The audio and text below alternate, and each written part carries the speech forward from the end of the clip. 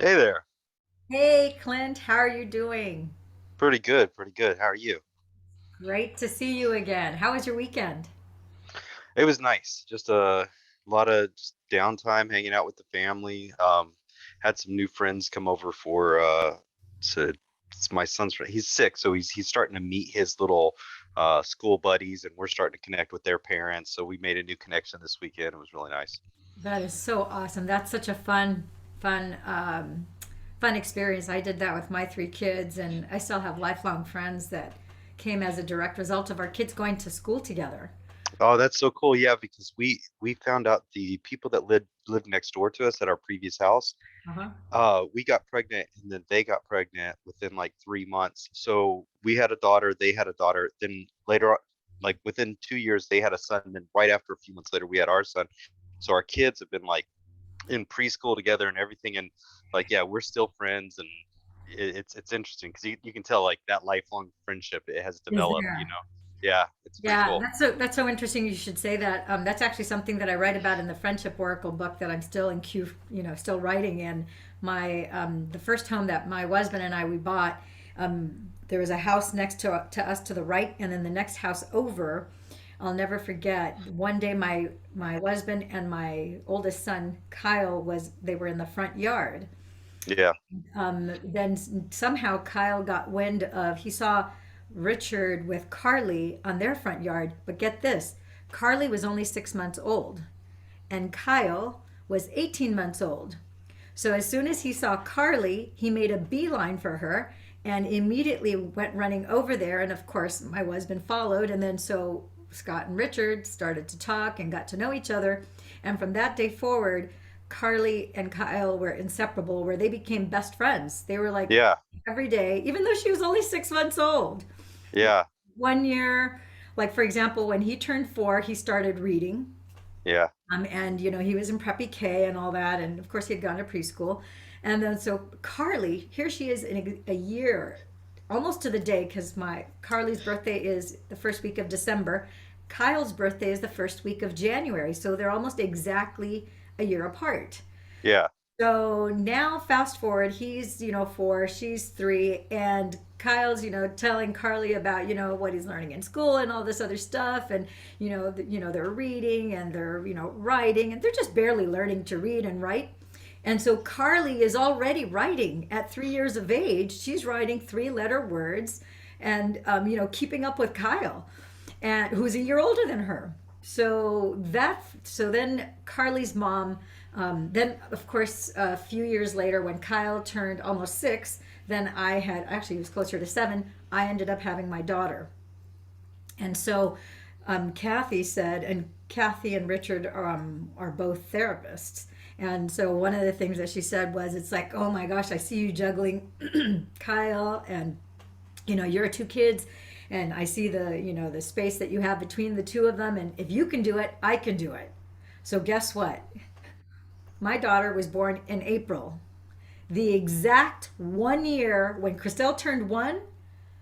Kathy had her daughter. Wow. Kelly and Carly from day one were inseparable BFFs. Of course, Kyle and Carly were always hanging out.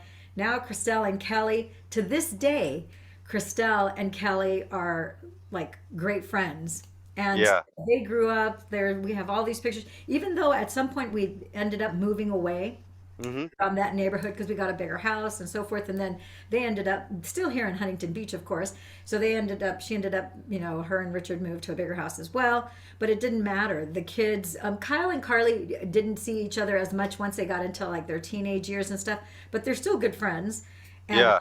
but Christelle and Kelly, they're like, they're just two peas in a pod and adore each That's other. And Yeah, it's pretty cool. So this weekend I'm going camping, and it's actually with that family, right? So the dads, me and him are taking the boys, and because his son wants a camping birthday, and I think the girls sometimes are just kind of like they.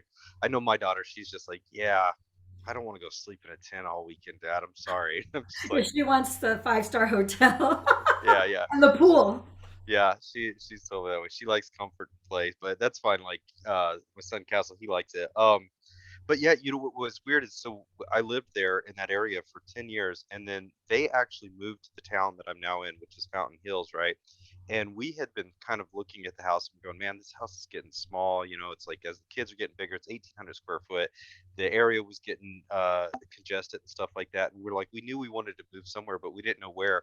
And we looked all over the valley except for Fountain Hills. And then this family moved up there, and we came up here to visit. It was like within 5 minutes of being here, we're like, yeah, this is where we're gonna go because like it just fit perfect. And so now we're still kind of not next door neighbors, but we're still like in the same town, Close. and the kids are still hanging out. And yeah, it is pretty cool how that works out. It's like, wow, you never just think on such a random set of occurrences that you meet this, right? So it's actually not surprising to me when you said it's probably going to end up something in your book, and I was like, yeah, it does seem kind of like it feels like oddly ordained connections, right?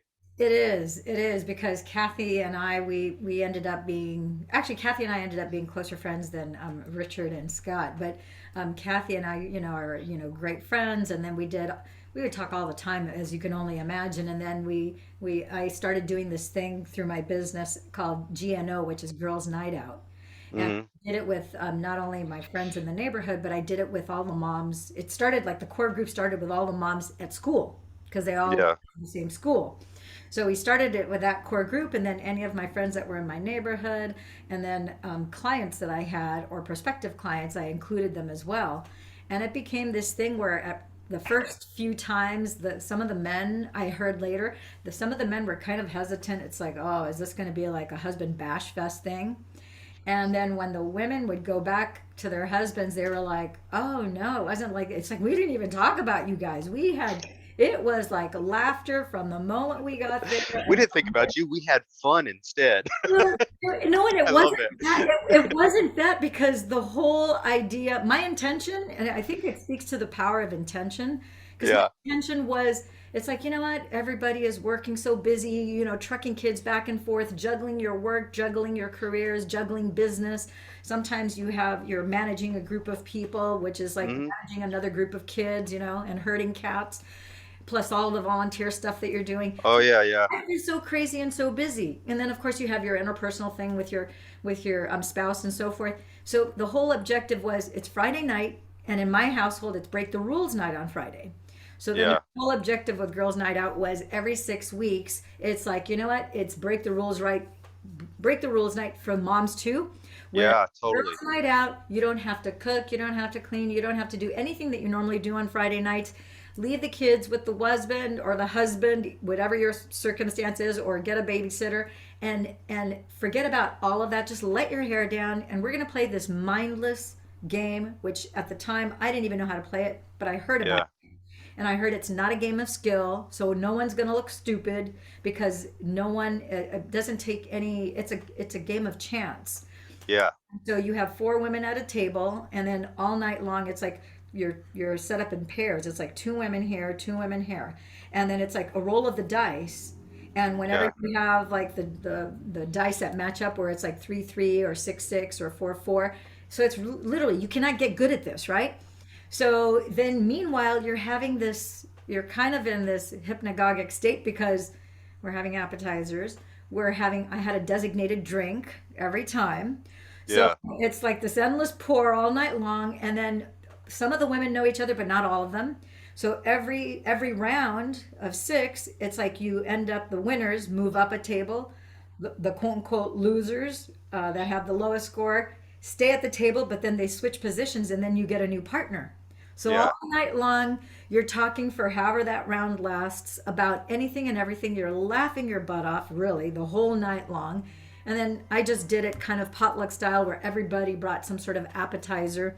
That was basically the dinner, with the exception of my one friend Trish, who always brought jello shots, of course. And then our designated drink. And so it was just a fun, playful, all night yeah. That's long super evening. cool. Yeah. And so that lasted for like 7 or 8 years, and Wow. then I bought a franchise, and it was, so when you buy a franchise, it's like a lot of time and effort and so forth. So I couldn't really afford the time. At least I didn't Yeah, feel that I could afford the time. So then that kind of stopped after that. But the friendship still, there were about yeah, 30, 35 women that participated in that. And then after like three or four, we actually had two of the fathers. They just said, you know what? Because they would, we would sometimes be out till like 2, 3 in the morning. Most of the time, I was at my house because I always hosted at my house. So the most of the women were not able to drive after an evening like that. But since everyone was local, then the husbands would come and pick up the wives the next day, and then they would pick up the wives, at 2 or whatever, 3 in the morning, and then Yeah. the cars were left there, and then they would come the next day to pick them up.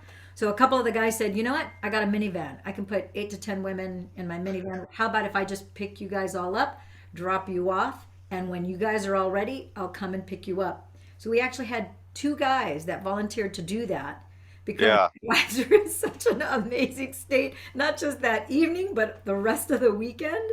Oh no, we all have we're all like little tea kettles, right? We build up a lot of pressure inside, and we have to vent, right? We have to let it out in a healthy way. And no, I think it's good. I always like I laughed, or I was joking kind of when you said the guys thought it's going to be a bashing thing, because there's, oddly enough, There's there was this thing in guy culture where you think that that's what women are going to do, is and some it's do. talked about in songs and all this kind of stuff, but then you realize, like, no, that's not what happens. Like, so it's like they just want to go have fun, just like we go have fun. It's like when we go, me and my buddy go camping, we're not going to go camp all weekend and talk about how horrible like our wives are, because we're just like, no, like, we're going to talk about camping because that's what we're doing and it's That's fun, right. right? Yeah, yeah, Yeah. yeah. And so, like, you just get out and you go play and you have a good time and change things up. And no, it's good. And if it's good, it sounds like there's some good guys in there too that kind of recognize the health and well-being that comes out of it, right?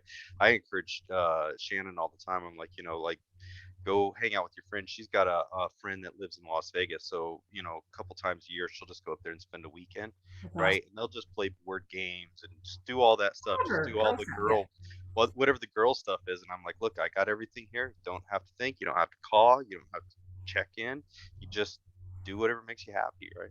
Yeah, yeah, I think it's important, and I think it's also, there's no doubt that there's certain groups of certain types of women who that's their thing, is to just go and complain about the Hmm. guys, and they just like to get on that horse. But that this particular group was not like that at all. Yeah. It was Yeah. about just all the women getting together. We're getting our brains are bathed in estrogen. We're just all girly talk and laughing and being silly, and we didn't have to be responsible for anything. We just showed up and had a great time and just laughed a lot. And so we knew that every 6 weeks we were going to have a laugh fest, and so that was a lot. Yeah.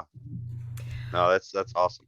So your Pathfinder book, I really enjoyed it. I read it twice actually. Oh, really? Oh, wow. Okay. I read it twice because it was really good, and I really Does really it read does it read good, from beginning to end for the most part? I loved the way it flowed. I love the way you started it too. And that was another reason why I read it twice, because I just love the way you expressed how you were saying, if anybody would have told me that I would be one day be writing a book about emotion, self-discovery, and changing reality, I would have most likely stared at them at the same way I would have if they had tried to convince me that the earth was flat. And I immediately burst out in laughter. As soon as you said that, it's like, oh my gosh, that is like, so it evoked an emotional response. Yeah. And so I thought, what a brilliant way to start this book. So it kind of, Well, I kind of, I kind of wanted to go look, like, listen, I'm going to talk about some things that don't feel like they're always grounded in reality, but let me ground you in reality. And that's kind of even why, like, I bring my daughter and everything. It's like, look, I just want you to know you're a this is leader. I'm not a million miles away, right? Like, I'm human just like you, and this is what I've observed, and it's a very real experience. And I hope that you can integrate something like these elements, because I'm not.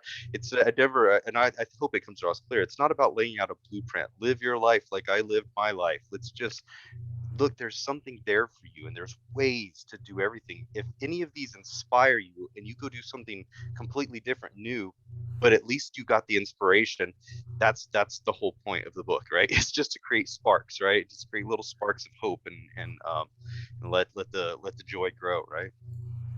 Yeah, I really loved it. There were so many things that were so good in here. And I love the way you integrated sharing your experience about your daughter too. That made it really, it just kind of brought it more to 3D life. Yeah. made it more genuine and made it feel more heartfelt because you let us take a peek into what your personal experience as a man, as a father, as a husband, as a fellow human being that is walking on this earth plane. We're just figuring things out on this earth school, right? Right, right. So, like when you said here, but I always felt like something was missing, and I could see the cracks in my life that no one else noticed. And I knew I was headed for a major breakdown. What I did not know was how to stop it. It's that how, even though Hmm. I knew that something needed to change. And I put here, do you feel like something is missing?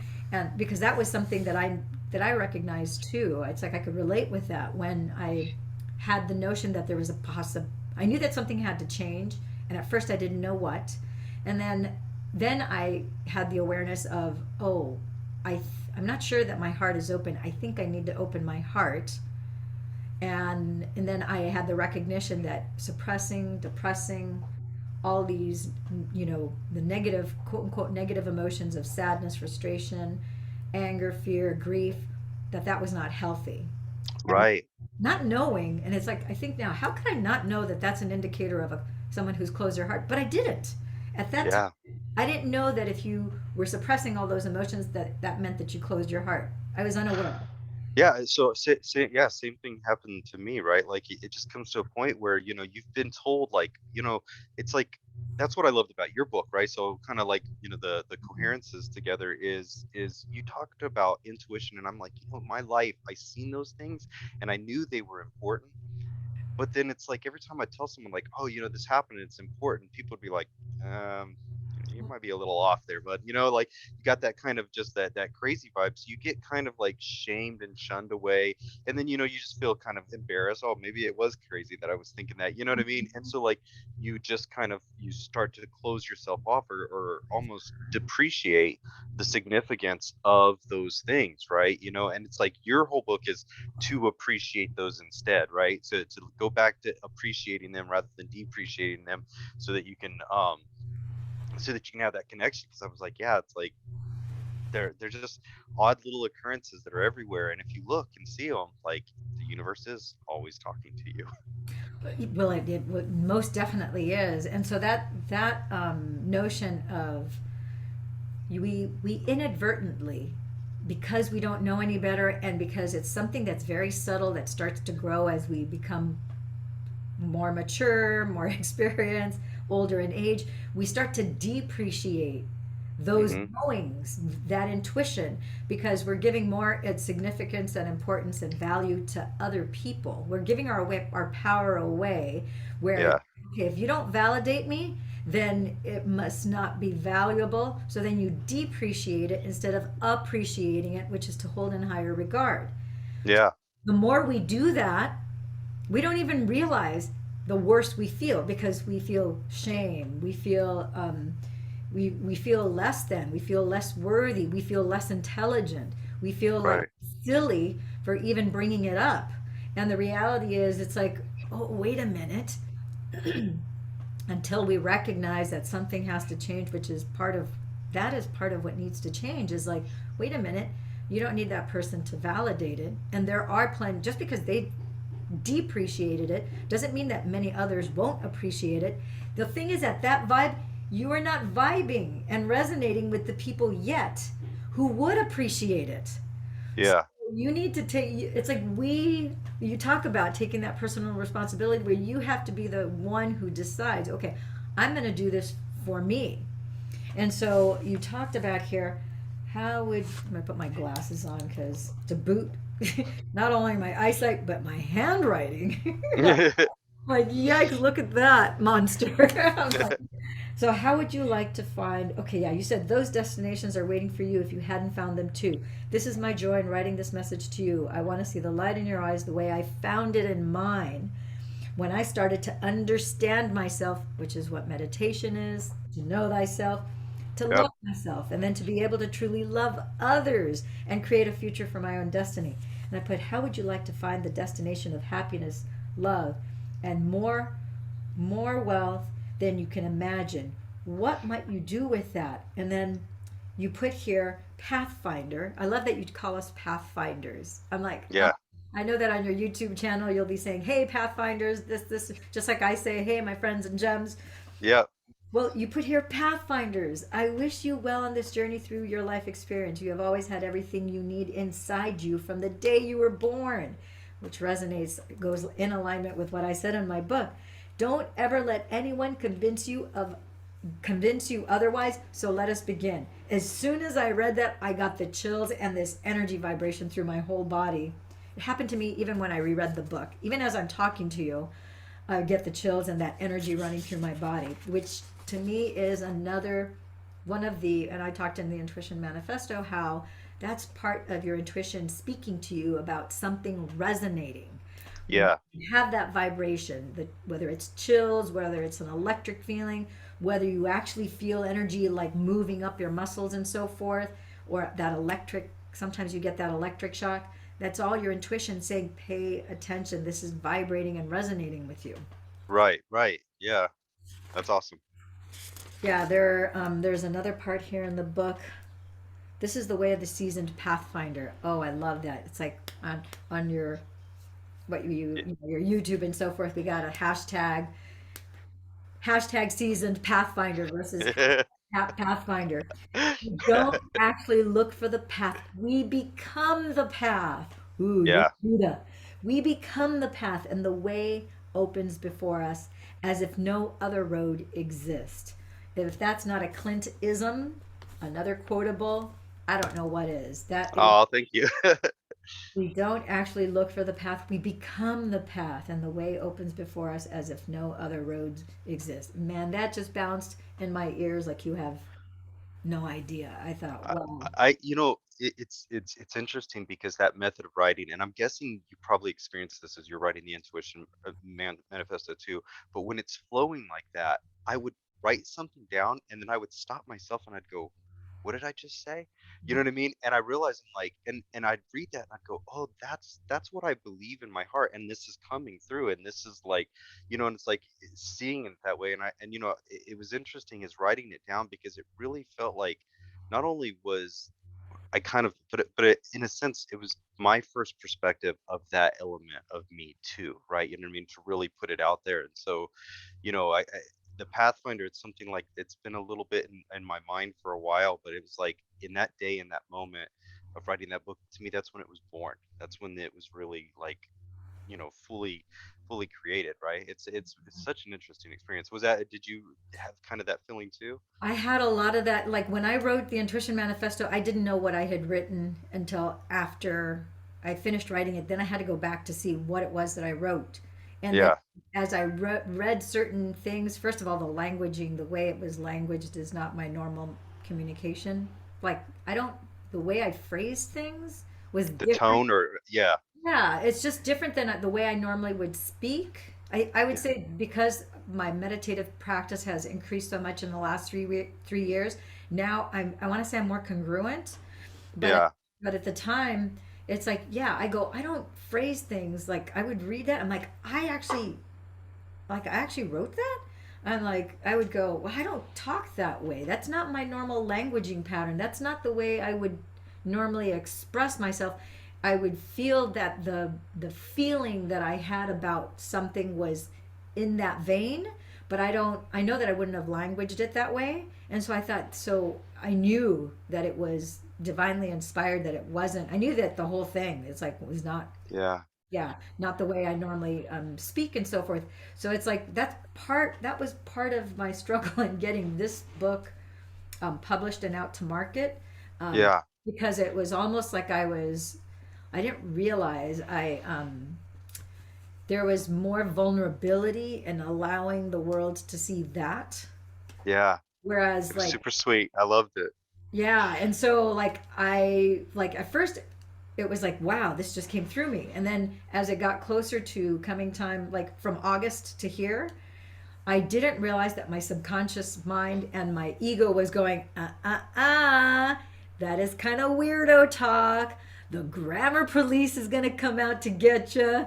These are not normal languaging patterns. You're going to be crucified on the cross because this is not the way, this is not proper English, and blah, blah, blah. Yeah, yeah, yeah. So it's like, that was like very, very subconscious. It's so interesting because I experienced it when I was reading it at first, like because I had read, kind of like your introduction, and I think you can see a little bit of some of your normal language, and I noticed the tone shift, right? And at first I was like, "Oh, look, like I go, she's a lot more free flowing." And I said, but then what I realized real quickly is it reflects a lot of modern day communication, right? So, we were taught in a very classical way. You feel like, there's people who are taught classical piano, and then some people just sit down at the piano and start banging it out, right? And it's usually the people who bang it out who create the new and the vibrant stuff, right? And it's like, so it's kind of like it had more of that just loose, like I'm just getting real with you in this moment, and providing heart, because I was reading through this and I'm like, I could in my mind imagine lots of other men and women out there just connecting to it just from kind of the purity of the language, right? It's just very human. Yeah, yeah. So it's funny because I'm in a mastermind group, and one of the things that's where the whole thing surfaced. Which, like, I was putting up, I had sent the book to the, I'm the publisher, so I sent the book off to the book printer, and I knew that they were behind because of COVID and everything, and so like in August of 2021 when I sent it, I figured, okay, I'm going to be gone, the end of July, all of August. I'm not back till September 3rd. So my whole idea was, okay, when I get back, I'll be home for 4 days. The boxes of books will be there sitting for me. And then I'll run off to a Dr. Joe week long, and I'll take a few of those books with me, and, easy. Yeah, Well, that didn't happen. And then I was home for 4 days. I didn't even bother to call, email, nothing. I didn't yeah, follow up or anything. I'm like, okay, well, it's not out. There was that part of me that I was unaware of that was really holding me back. yeah, So it wasn't until January in my mastermind that they, because people are like, when's your book coming out? When? There's like a lot of people text messaging in my Facebook groups and so forth. When's your book? It's like, we want to get it, because I had already started doing videos to promote it in August, not knowing that I even had this little holdback, right? That was mm-hmm, kind of very subtle, because I was really unaware of it until TJ asked me, and he's the one who runs the mastermind. He's like, well, when is your book? He goes, what's holding you back from getting your book out? And I go, well, to tell you the truth, it's been months. I haven't even bothered to call the book printer to see what's going on. yeah, He goes, why not? And as he started to peel the layers back out of my mouth, I could not believe that I said, I'm afraid of the grammar police, that they're going to string me up and crucify me on the cross and saying this is the worst English, your subjunctive, predicates and the use of your pronouns and blah, blah, blah. I just felt that they were just going to say this is like horrible, right? And he said, really? And then after I said it, yeah, I was I was a little embarrassed, and I was like, wait a minute, I've been priding myself in not giving a rat's ass about what anybody thinks about anything that I'm doing, and I guess this one aspect I do care. yeah, And right, so that was so a few things happened. So once he brought that to light, and then he asked me a very effective question, which was, okay, so what are you going to do about it, and what step are you going to take to move this forward? So I knew that I had to be accountable, and I had to declare what it was that I wanted, because I did want the book to get published on a conscious level. And then he said, well, what action might that be? And I said, I guess calling the book printer tomorrow, 3 o'clock, and then finding out what's the hiccup, what's the holdup. yeah, So the next day at 3 o'clock on the nose, I'm literally looking at my clock, waiting for it to turn 3 o'clock. Boom. I called them, and they said, oh, you have a formatting issue. And I go, is that all?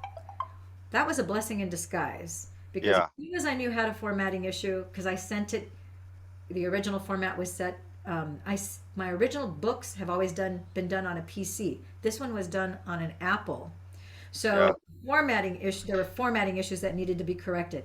Thank God, because they kicked it back because of the formatting issues. I had to re-read, re-edit the entire book with yeah, made the book so much more professional, so much more polished, so much cleaner.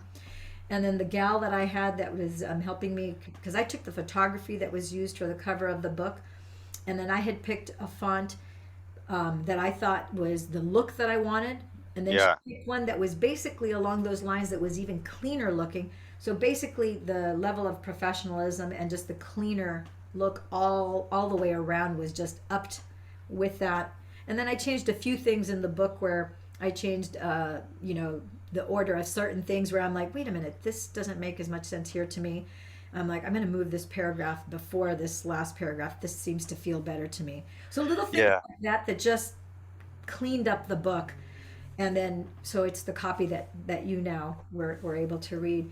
And I so, go I ahead. love I know I just and I don't know how to express to you how much I appreciate you just sharing this whole story with me because this it's very nerve-wracking. It feels a little bit like I'm getting ready to walk out in front of the world naked and be like, "Here I am." You know what I mean? Like, and it's terrifying, and I'm like, "How do I do it right?" And like, have I, so you know, I I had this question, so that flowed in such a beautiful way from start to end that there's almost a certain amount of like sacred string kind of through it, and I'm like, I don't really want to break it, but then I've wondered, I'm like, so what I thought about doing and what I was curious because there are certain little places where I'm like, I think that was a little bit of me slipping in there, and I can like, where I'll have like disclaimers, like, if you're listening to this on audio, I'm like, I don't know that that book actually needs to say that. So I feel like I can kind of just like go clean it a little bit, put periods where they belong, all that kind of stuff.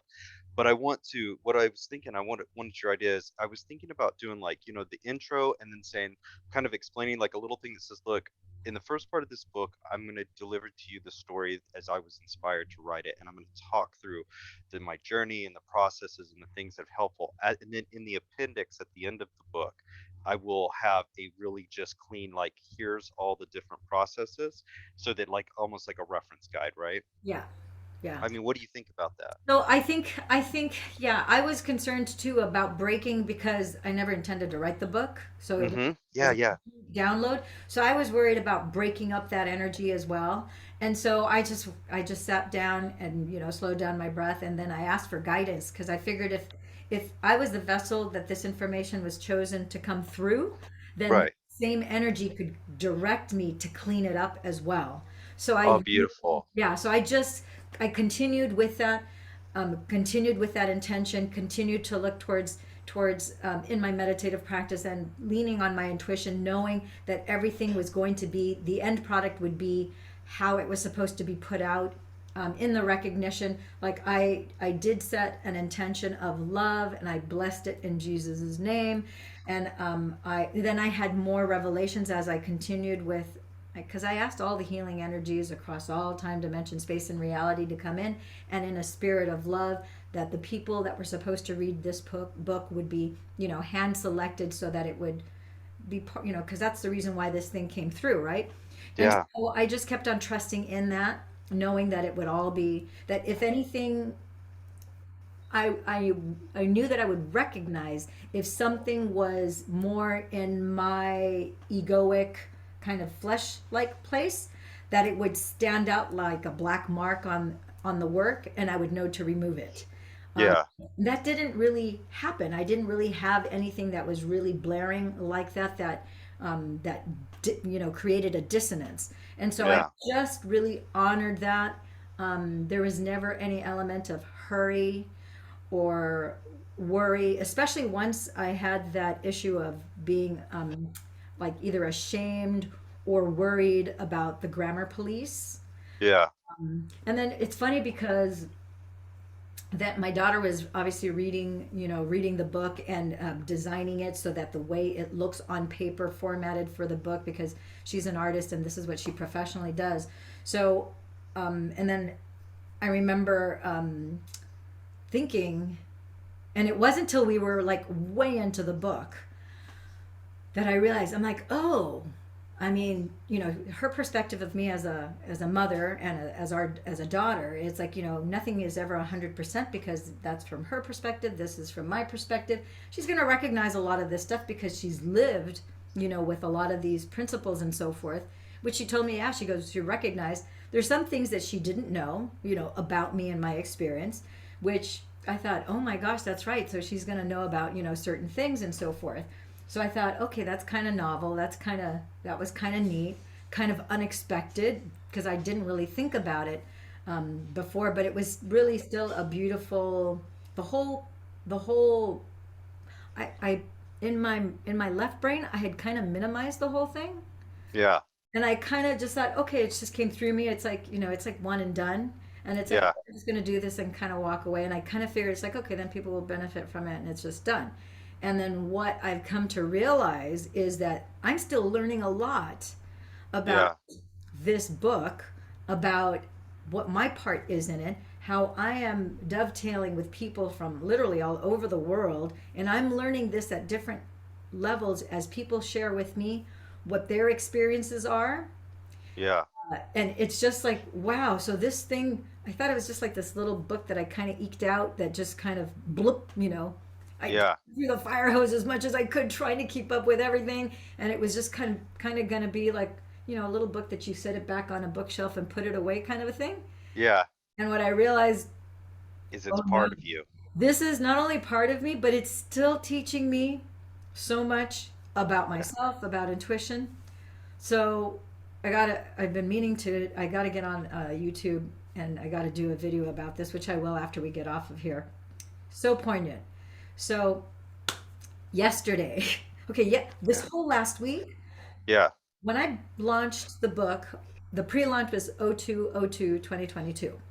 Yeah. Which is cool. So Yeah. yeah, and so that was the pre-launch. That's where through not on Amazon, people were able to buy the book, and they bought basically the beta copy of the book prior to it being officially launched on 2/22.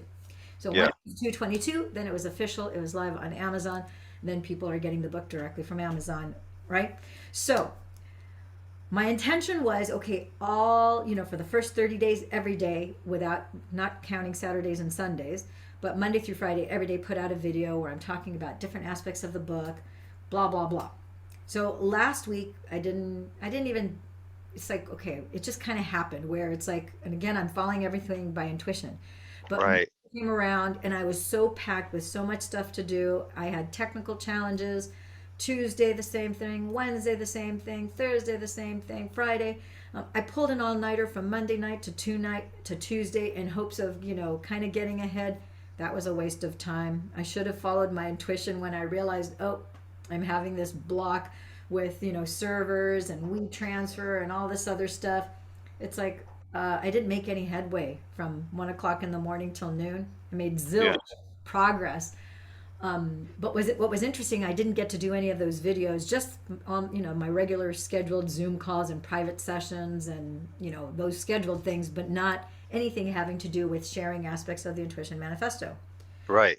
So now Saturday night rolls around. I'm binge watching a couple of movies on Netflix. So I end up falling asleep on the sofa instead of my bed. So my routine when I sleep in a bed, whether it's my bed or if I'm in a hotel traveling, is first thing I wake up, I do my 25 long, deep, slow as possible breaths to Yeah. activate my body. I do the PSMO, and as soon as I do the PSMO method, then I get up, go to the bathroom, drink some water, Yeah. have my routine kind of going. Yeah. But I fell asleep on the sofa, Yeah. didn't wake up to my bed. Oh, interesting. Okay. So I'm in a different, not a vastly different environment. It's just one room over. Routine slightly off though. You broke Slightly a off. cycle. Yeah. My subconscious mind knows, oh, you're not waking up in a bed, you're waking up in a sofa. Yeah. So I woke up, I did my 25 deep breaths, but I didn't do my PSMO. Yeah. Totally off my radar. Yeah. In place, I'm in a different thing. Instead of my bed, I'm on the sofa. So as I get up and start my day, I'm soggy groggy. Yeah. I'm soggy groggy. I'm kind of sad. I'm kind of mopey gropey.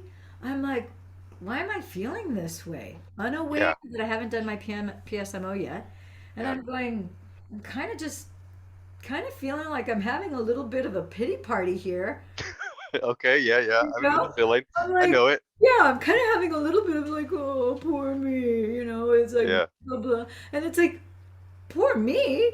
It's like, geez, I'm one of the luckiest girls to be alive. Why am I feeling kind of like poor me, pity party? I legitimately and genuinely feel sad, and I'm mopey gropey, and I have my little flabby ass, trudging my cheeks along to the kitchen, just kind of like Eeyore, woe is me, poor yeah, me, and I'm like, until like it took me probably about 2 hours before the light bulb went on. I'm like, holy crap! I don't know why I didn't do the PSMO. And then in my head, it just popped in like a bubble. It goes, objects relation. This is my nerd. Objects relation theory 101. You woke up on a sofa, not your bed. So yeah, your subconscious mind is going, normal routine is not going to kick in because I'm used to always waking up in my bed, not my sofa, because I was objectively in a on a different object, the yeah. sofa. Yep, My routine got broken up, and now yeah, because I'm in a different place and so forth, the energy felt different, and so I didn't kick into my habit of doing it. right. That's all it took for me to Hmm. not do the PSMO. And so I didn't have my brain brush. It's like if our teeth are harder. So one day of not brushing your teeth, not a big deal. Kind of gross, true, we'll all admit, but I'm sure Yep, everybody has had that time that for whatever reason, you woke up right. in a new place, you don't have your toothbrush with you, you're away, blah, blah, blah. Okay. So not a big deal, and your teeth aren't going to get cavities one day of skipping brushing your teeth. Right. But your brain and your body experiences things over a 24-hour period. When you look at your somatic grid, it's like a 360-degree sphere where your brain is recording everything in front, behind, side, in every direction, every vibration, whether you're conscious or unconscious, doesn't matter. So if there was anything that triggered me, that bothered me, that was irritating, that was scary, whether it was real or whether it was perceived or if it was fake, doesn't matter. It could have been an annoying, like on Netflix. Sometimes you go to watch something, and all of a sudden, like a pharmaceutical commercial will go on. It's like, okay, so I listened to the first 15 seconds before I got a chance to mute it. It's like, Yeah, off-putting. Well, I didn't sedate my hippocampus with the PSMO with my physiological size. I didn't wipe out all the negative thoughts, feelings, emotions with the maniocular technique, and I didn't do the lymphatic flush that increases my energy, my willpower, and so forth. So I didn't get any of the benefits of my brain brush that I have every morning. So no right. wonder, just one time of skipping it, I don't remember the last time that I was sad, Clint. It's Yeah, been over a year because I've been flying high as a kite. I've been in seventh heaven, and just one day of skipping the PSMO. yeah. Mm, You know what's interesting? Was this just a few days ago? This was just Sunday, yesterday. Yeah, so okay, yeah, for me, so it's funny. I just maybe I want to say it was like Friday or Saturday. It wasn't yesterday was really was I was back up, but I kind of the same thing. I had this day where like I was ready to just call myself a fraud. I'm like, the grid doesn't work. It just doesn't work. You know what I mean? Like because like halfway through the day, like I was just like, what has happened? And so what was interesting is like I was just really tired. Like you just have really off days. Now I don't know for me like what was maybe different in my routine, but most likely there was something. But actually what I did was I just took another nap. I went back to sleep. So I basically Yeah. restarted myself like a reboot, like you do with your computer. I just did a little shutdown, came back up, and I started my process, and the rest of my day was great, right? But it's like what you're doing, I think it's just like if you ever seen like from the world of like computer startup sequences, right? Like I think you'll like this, right? So there is, you have a power on sequence, and that power on sends a signal to these processors that start running these little bits of software that goes and powers everything else up. And then it comes to a point where all the equipment is on your body, right? And an operating system has to load, right? And there's what's called a boot up sequence. And you as a programmer can insert what goes into your boot up sequence. So do you want to start Microsoft Windows as soon as you start? Do you want to start, your audio player? Like you choose all those packages that are kind of in your startup, right?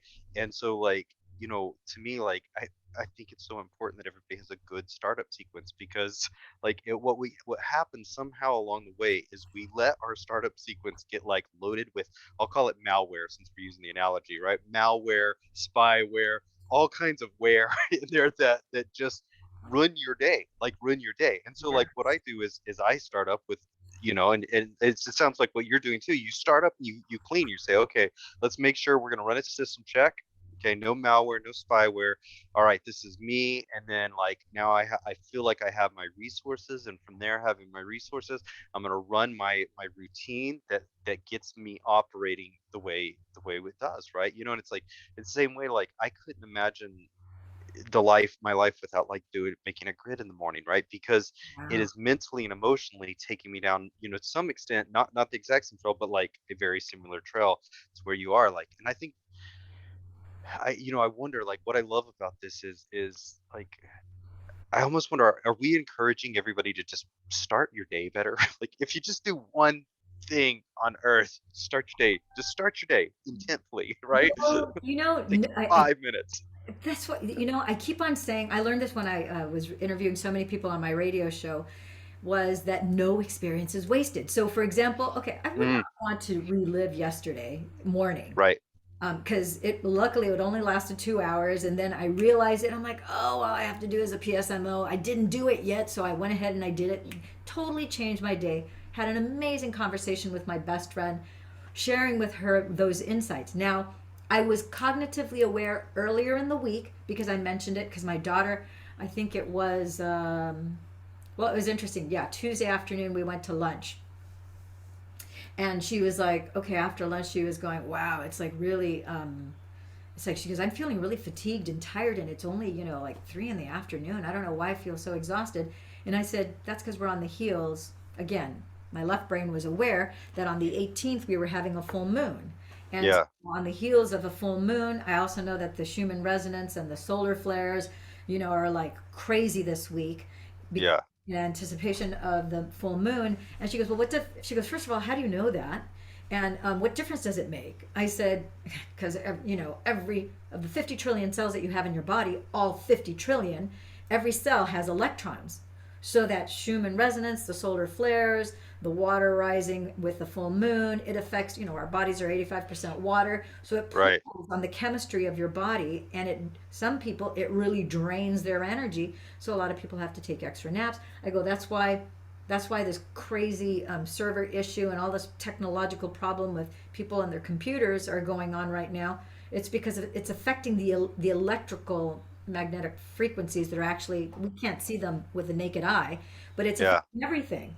She's like, oh. So I was doing the PSMO, so I wasn't getting wiped out or anything, right? Yeah. So fast forward, so I have that cognitive recognition of that. I saw it when I used to work for a private ambulance company. We'd see it every time there was a full moon. The ER was Yeah. easy. Everything at the ambulance company was like the type of injuries and the things that we would see in the field was just wacko, right? And it was unique to the full moon, like the days leading up to the full moon and a couple days after the full moon. It's like you just know that's the week that things like that happen. So that being said, all of that, when you're doing grid work, when we're doing the PSMO method, it's a simple, easy peasy thing that we can do so that we're not subject to that. You don't have to go that low. You can still Right. stay in a higher vibrational state. The trick is remembering it. So one of the things that came out of yesterday, which I could have not anticipated, was that as I was thinking about this, it's like half the trick is like, okay, so I got to figure out something I need to do when and if I fall asleep on the sofa. It's going to happen again, on You're my getting sofa. ahead of it now, right? You're like, Get ahead. happened to me once. Right? Get me once, shame on me twice. No. Yeah. Exactly. So it's like, okay, so in my bedroom, it's like, I love my it. subconscious knows that in my bedroom, I'm always going to know to do the PSMO and so forth. But how can I get ahead of this for my own self so I have a tool for myself? So I thought, it's like, okay, well, in the bathroom, I could go ahead and I can take a grease pencil, or I can take an eyeliner, and I can just write on my mirror, PSMO method. So even if I sleep on the sofa, when I go to the bathroom, when I go to brush my teeth, boom, there it is. Oh yeah, PSMO. Yeah, that's right. I forgot to do. I haven't done it yet.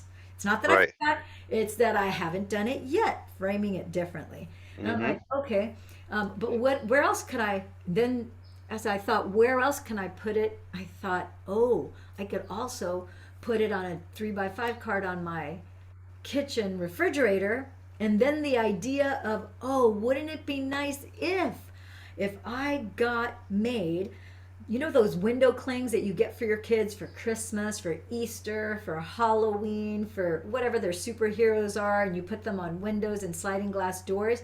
I'm like, wouldn't it be nice if I had PSMO window clings that I can put on my fridge? I could put it on my sliding glass door. I could put it in the corner of my window in my bedroom. I could put it on my mirror in my bathroom. I can put it in different places. So it's always reminding me, it's like, oh, in addition to doing it in the morning, because it only takes 3 minutes. Yeah. So if something comes up, it's an additional reminder that's not, oh, you know, doesn't look ugly, but it's just tastefully done. It just says PSMO method, and, you know, Yeah. and I thought, oh my gosh, I would love to have that. And I thought, hey, that's probably something that I can offer and have it on my shop, on my website, along with the You book. said it like little stickers? Yeah, you know, so you have the clear window clings. They're called window Yeah. clings, and they're, you know, they have them in all sizes. There's small ones. There are some that are like, you know, 8 by 11. Some are even bigger, but they just have like this. They're plastic, and they just have like this magnetic thing where they stick to the window. They don't have any adhesive, so there's no. You can take them off one window, put it on a mirror, anything that's, whether it's like mirror, glass, and Yeah.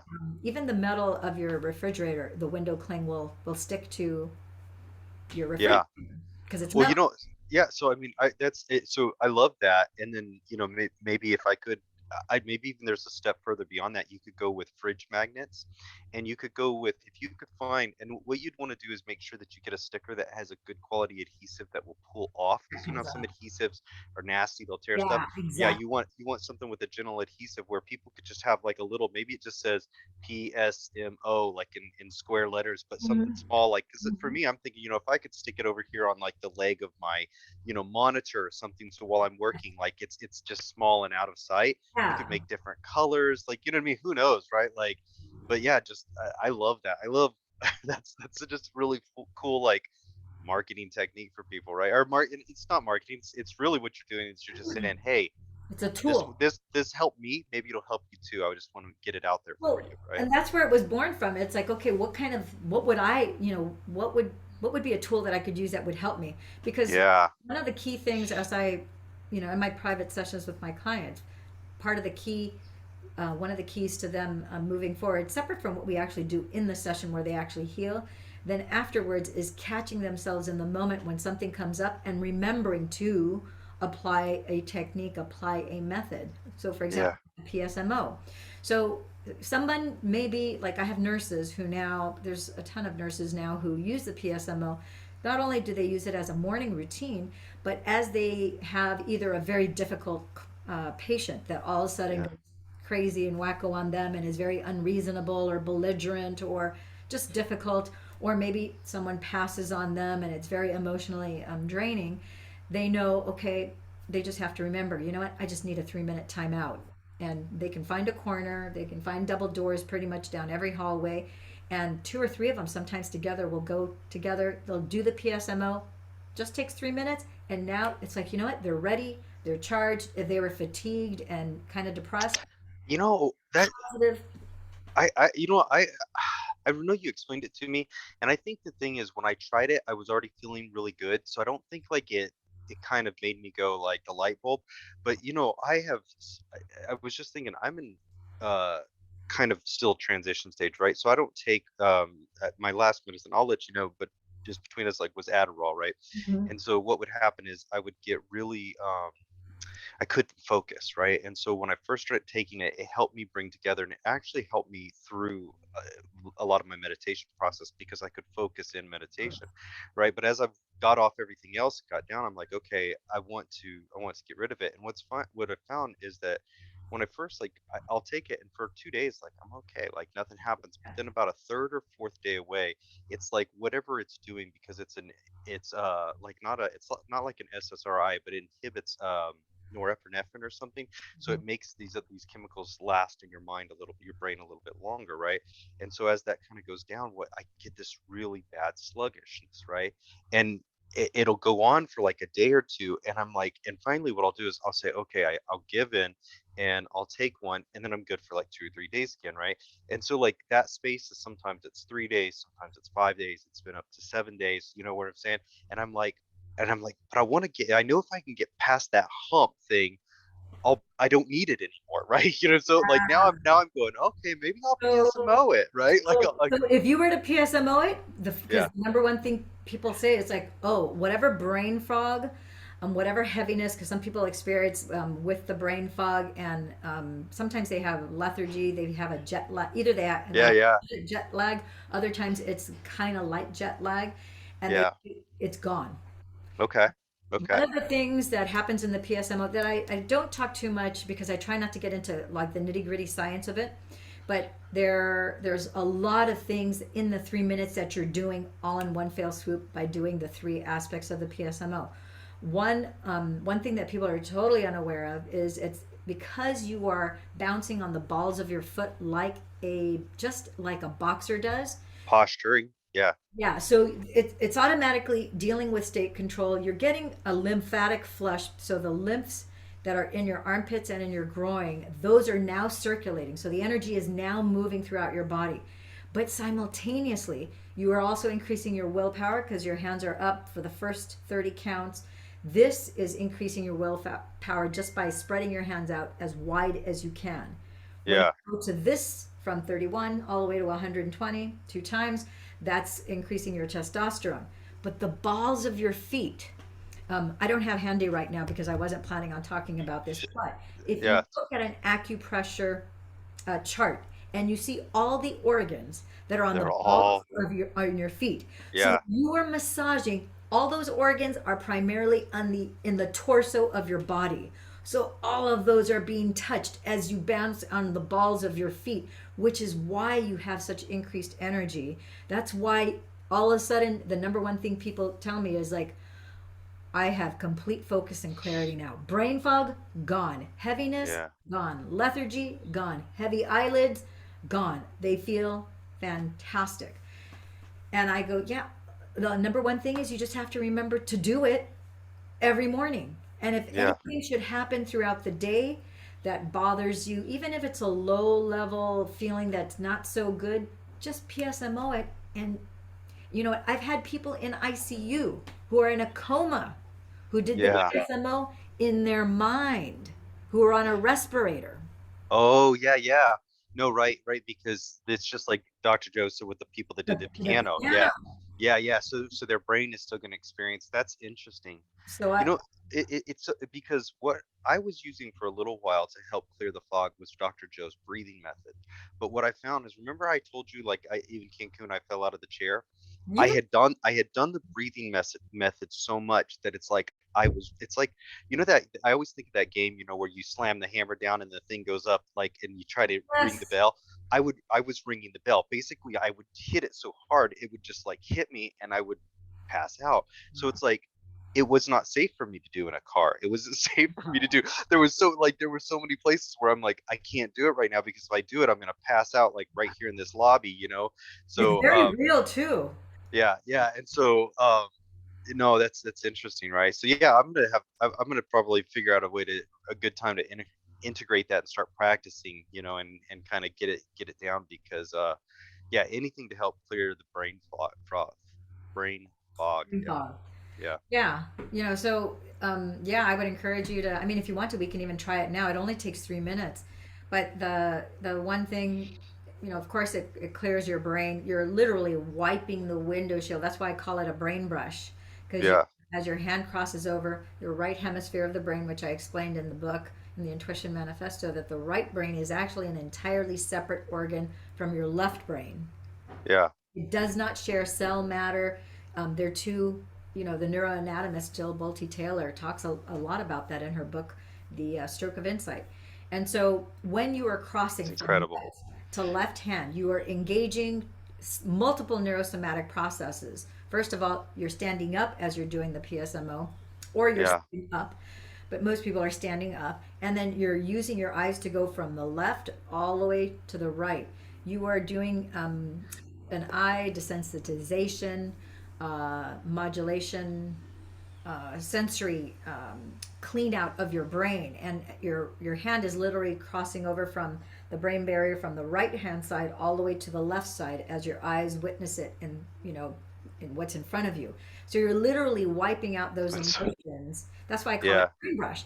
And so any negative thoughts, feelings, or emotions that are stored in the memory on the left side of your brain, and any energy that it was associated that you experienced during that memory that's stored physically in your body from the neck down, it's all wiped out during the Yeah. process.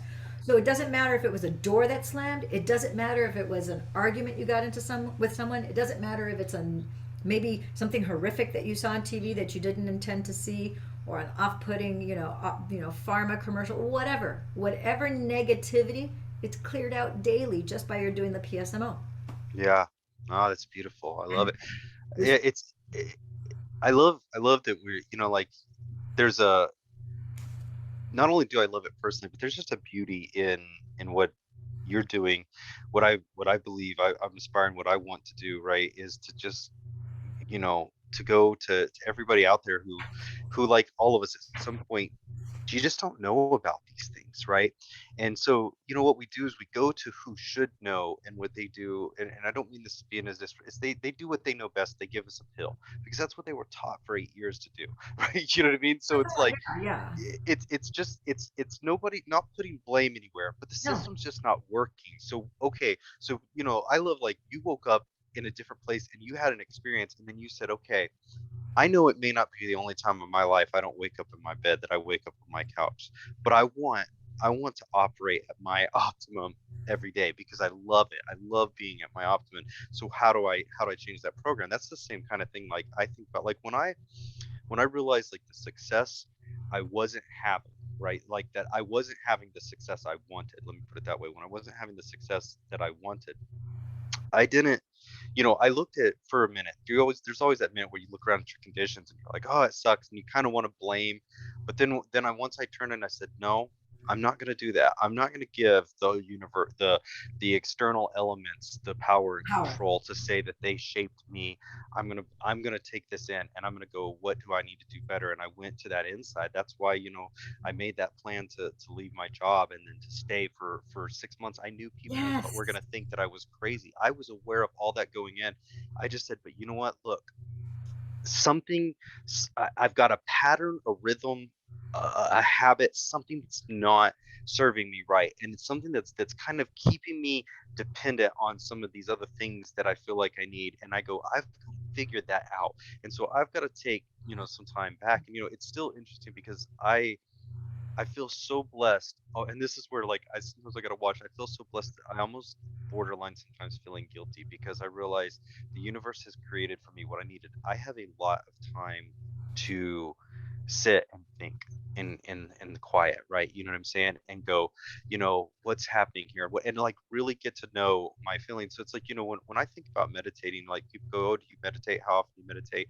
I know sometimes what they mean is, do you put on a Dr. Joe thing and do 45-minute meditation? I'm like, no, I don't always do that. I go, but I tell you, I meditate every day. sometimes 4 to 5 hours a day, right? Like sometimes, like, I will just sit there with a thought and I will just get to know it and I'll get familiar with it, and I'll That's say, look, meditation. Yeah, yeah, yeah. how are you making me feel? Do I feel angry about you? Do I feel, is it too much? Do I need to get some space? Maybe get a little more general from you, like, you know what I mean? And I just kind of play that game with it because I know that if I'm thinking right in my head about things and everything, I should be feeling really good.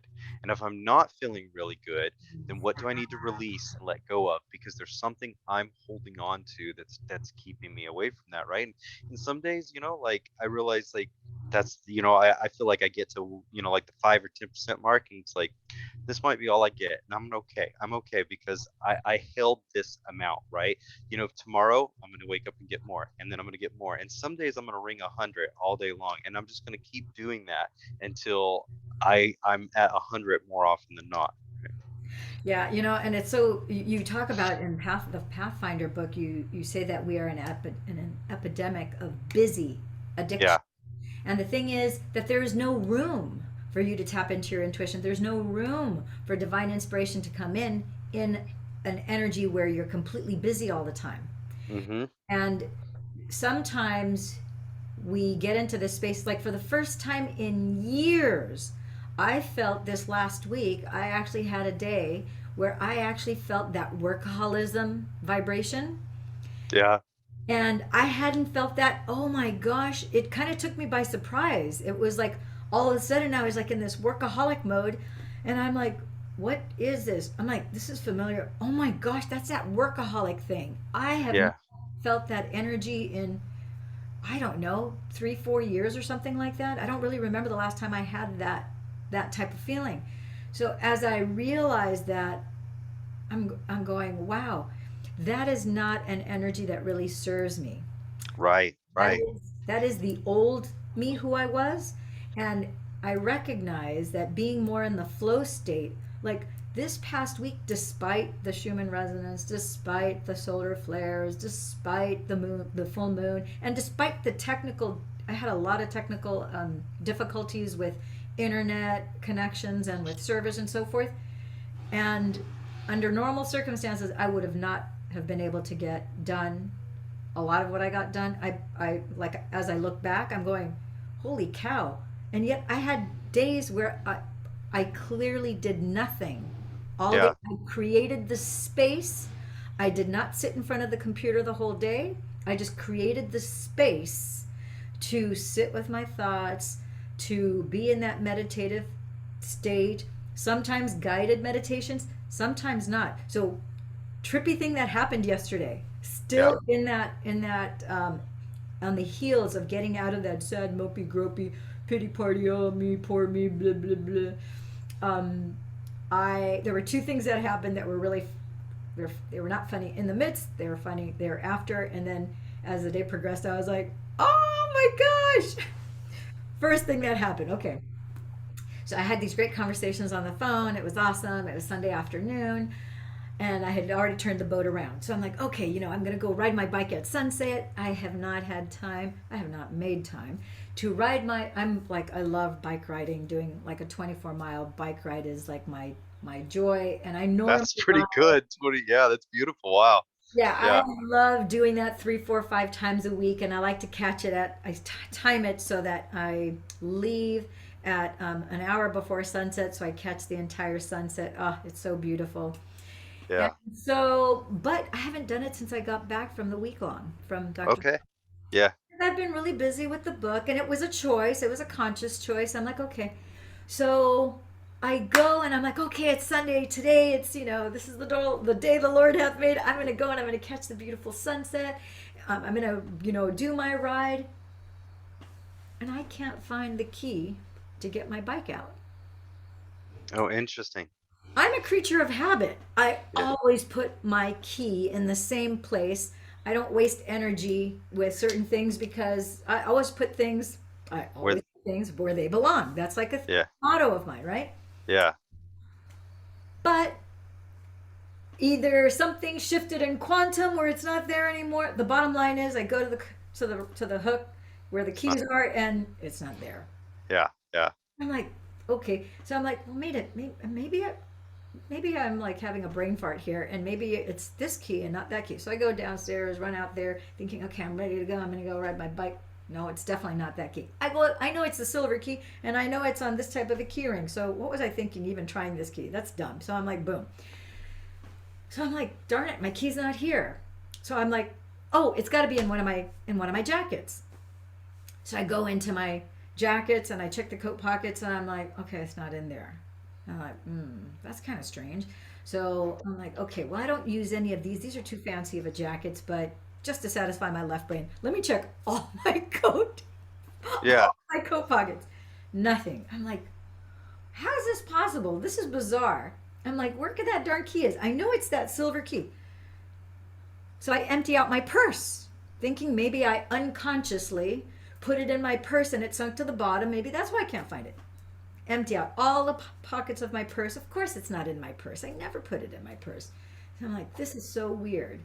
So I go through, look everywhere in my place, can't find it anywhere. Look even in my luggage in case I unconsciously, I'm thinking maybe I was talking on the phone, I wasn't thinking, maybe I grabbed it, and instead of putting it where it belongs, maybe I inadvertently set it down in my luggage. So I'm like even emptying out my luggage looking to see if it's in there. It's nowhere to be found, Clint. Nowhere. Yeah.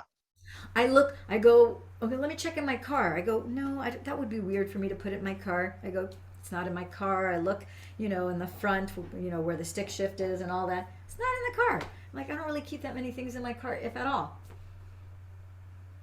So I'm like, okay, I really want to go. Now it's getting close to sunset. I'm like, I really want to ride. So I'm like, you know what, Lil, you've used your intuition to get lost things found before. Just, you're one with the one. And when you're one with the one, you know what everything is because you have access to all the information. So I'm like, but that was, instead of me going to it sooner, I went to it later. Right. Okay? Evidence of my humanity, evidence that I'm not perfect, clearly, okay? So I'm like, okay, well, okay. So I sat on the sofa. I'm like, okay. I slow down my breath, slow down my heart rate, slow down my brain waves.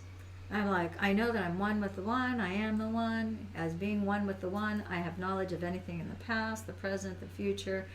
I know that I know in this realm where it is that those keys are, because clearly my subconscious mind has recorded absolutely everything that I've ever experienced, not just in this lifetime, but also others from birth until now. So I know that I can recollect exactly where it is. So I'm not gonna say that I ask because I don't want to be asking, I don't want to be wanting, but my target is to some way, somehow have my hands be put on the keys wherever they may be, have that come into my experience in whatever form that needs to be, and then came back, let it go, and then I saw a picture of the back seat of my car. I could see I have a black blanket in the back seat of my car, and under the black blanket are the keys that I use for my bike that have to do with the kryptonite locks and all that. Yeah, yeah. I then remembered before I left to Cancun, the day before I left, I rode and I changed the key from the normal key lock. I added it to that lanyard and then left it in the back seat of the car. And I'm like, that's where it is. I knew that it was there then. So then, of course, I ran down, and sure enough, I put the black blanket up, and there it was. Yeah. It's so incredible how that works. Like I, it's funny because there's experience I had. God, it was a couple months ago, but it was, I was kind of playing with the same thing, like lost and found. And I was like, because I was trying words. I'm always trying words for my grid. How does this word fit? What does it feel? What is the results? I play with them, right? So I was putting the word finding in there because I was like, I want to be finding things, and I want to be, and so I was like, so I go, I want to always, I don't always want to be looking. I don't always want to be asking or questioning, but I do want to always be finding. I Finding. always want to be discovering things that are found, right? And so then I was like, then I stumbled on found, and I was like, I want to be found, and I want to have found things, so like Yes. found becomes a word in my grid, and it's like it's just these fun little words that pop in. But yeah, but getting yourself out of the mindset of looking to the mindset of knowing or seeing or having found, and like Yes. Of it's having it. incredible. Yeah, and it's amazing that you actually had like that clear of a picture too, right? Like It was you, so clear, and I was like, that's what I'm like, and I knew as soon as I saw it in my head, I said, that's where it is. I'm like, oh my gosh, yes, yes, yes. I knew it was there. And then yeah, the divine, God has a very funny sense of humor. So he had it happen again later yeah, in the day. So I had written, as the day was progressing, I'm like, oh, I need water. Oh, I need this. So I wrote 3 things down on a pink Post-it note, which I had on the kitchen counter. And then at some point, I put it away. And then I put it away, not thinking of obviously too much about it. And then as I forgot about it, and then I got busy doing other things. And then in the evening, when I was going to go then to Mother's Market, I'm like, where's that Post-it note? I know I moved it, but I don't remember where I moved it. I'm like, so I'm looking in the drawers, I'm looking on the counter, I look in my bedroom, I'm looking, on my desk, and it's like, okay, it's not anywhere to be found. I'm like, okay. So I said, okay, if I had my hands literally were put on the lanyard and on the keys for my bike, I just Yeah. the same thing to be done again. So I took maybe 30 seconds. I just sat back on the sofa again, and it could be done anywhere. It doesn't matter. Sometimes it's on the sofa, sometimes it's in this very chair. It doesn't matter. I could be sitting in my car seat, right? It doesn't matter. Wherever you are, there you are, right? So I just said, okay, here we go again. Let me just slow down my breath, my heart rate, my brain waves. Okay. My target is that I want, I know that I wrote these three things down, so I don't even need my hand to be placed on that note. Show me what those three things are. Put that in my knowingness so that I recall what the three things. I remember one was water. What are the other two things? I kid you not. Yeah. Seconds later, I put my hand in my jacket, and And there's it was there. Yeah. Right. Go figure. Right.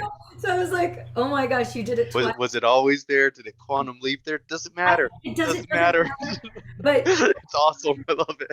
But well, it happened. it happened, and I think part of it happened not only for my benefit, but I think also for others' benefit. When I thought I did it, I didn't think me, Lillian, did it.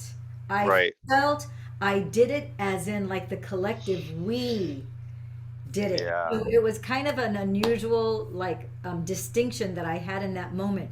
It was like I did it, but it's like the greater I Yeah, yeah. did Yeah, it. because it really, it is all connected. And I think that's kind of that beauty that we're getting to learn and experiences, at least for me, is understanding as I understand my connection and I understand other people's connection, and then I understand that it's not worth it judging my connection. It's definitely not worth it judging their connection, that we're all connected, but we're trying to establish balance that lets us, go up, right? And build. There was this concept. I used to fly these remote control planes with my brothers, and we get into the desert, and there was things called thermals, right? And this thermal is an invisible upward spiral of air, and if you fly the plane into it, it'll that's how you would, because we'd have RC gliders. There was no motors on them. They're just gliders. That's how we would get altitude, is we would hit Oh, these vortexes and we would rise, right?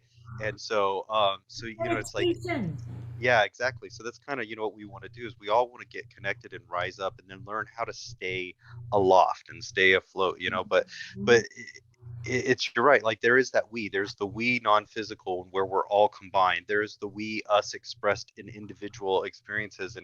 And I think as we get to go through these, we're learning us. We are becoming self-aware, I think, as a species, right? And not, it's individually and as a species, because to become self-aware as a species, we have to become self-aware individually and then collectively aware, right? Yeah, yeah, Yeah, yeah, it's incredible. Hey, yeah. so oh, look, it's 3:33. Beautiful. I I, just looked at the clock. So my kid's gonna be home in a minute, but before we go, I had this idea. What I wanted to talk to you about for Thursday night was, I was planning on doing, or I wanted to throw this out. I had kind of seen this. Tony reached out to me, and I'd seen this idea, this kind of just imagined us going down on this. But where I do a 4x4 grid, and what I do is I'm going to take and do like the first four words, and then I was going to have Terry, because she was talking about financial flow. finance. We're going to kind of guide her through four words focused on money. The next four words will be Tony, focused on health, and the last four words I was going to see if you would, and maybe focus on like love or relationships, right? So then the grid is got love, money, and finances all in it. And then kind of we get to all enjoy the beauty of the fact that all of that is coherent. You know what I'm saying? That you can be that specific, you can have all the different elements in there, and people can actually work together and then build something together that's still coherent and still beautiful and connected. I like that. So I'm sensing kind of like a triangle shaped, like 3, 6, 9, 12, 15, 18. Like where it's like you have maybe you have love, maybe love, like health at the bottom, and then finances. Only because actually, I don't know if you want to put health at the bottom or love at the bottom, because maybe the foundation is like I'll show you. I'll show you. So it'll, the way I've seen it is, it's four pillars, four words across, right? So this is going to be the starter pillar, and I got 4 words that I found are really powerful words to help kind of get things going. So Okay. so some good power words, and then there'll be a pillar that is the finances for Terry, and then health for Tony, and then love and relationships. And then what we'll see is how the words all connect back and forth, right? And it's Okay. you'll see that flow of the words, and you'll also, I'm going to kind of show how to, like, when you're starting with your words on a topic, how to get to a really general, easy to reach place, an Mhm. emotion that's just kind of like, oh yeah, I can do that. That's easy. And then Mhm. once you get up on that, how everyone builds. And then by the time you get down to that last word and all the words flow, that last powerful word is going to be supercharged, right? Typically, is what happens is if you're really getting in, because you're going to be feeling 15 different aspects of joy by the time you write the last word down. And typically, like, you're just like, oh, I can't take it. It's such an amazing word. I love you so much. Yes, And it yes, doesn't matter yes. what the word is, it's just your state, right? Yes, yes, yes, yes, yes, yes. Okay, I love that. I really, I remember you saying that something to that effect on your voice message, I think, to me. So I think that's awesome. So Yeah. I'm looking forward to us doing that on Thursday. I think that's going to be this is going to be a very powerful, powerful, powerful episode. So I'm looking forward to it. So I do got to get going. I know you've got Yep, me too. I have another Zoom to jump onto, but thank you so much, Clint. And this was a fabulous. I'm really glad that we recorded it. If you Yeah. give me permission, I think this was so amazing. Everything that we were able to talk about, both the Pathfinder book, moving forward, and also the Intuition Manifesto, the PSMO. If you give me permission to share it on my YouTube channel, I would love to share it if you're cool with that. Yeah, yeah. Yeah, Okay. definitely. Definitely. And if you want to snip it or put the whole thing, whatever works, I trust you. Okay, sounds wonderful, Clint. Gosh, you, I love you, my friend and Jim. We are doing amazing things here, and it just keeps getting better and better every day in every way. And so, thank you for always being so. You're so genuine. You're so open-hearted and just so willing to share what's going on with you. And wow, this is just a beautiful experience. And so, what a Uh, blessing. So, no, likewise. Thank you. Same to you. And I love the open expression, and just the camaraderie, the welcoming, and the shared joy of seeing this prosper. And I think really, the thing that lights your heart lights mine too, is it's good for us and it's good for other people, and we're going to give. And there's no limit. It's an abundant thing that you can just say, here, take and take and take. There's no end to it. Just go, use these things and live the best of your life. Like, yeah, yeah, love it. take the best of it and live your best life. That's absolutely what this is all about. All right, Yeah. my friend and Jim. Love you bunches. All right. Love you too. Ciao for now, and we will talk to you later. Bye. See you tomorrow.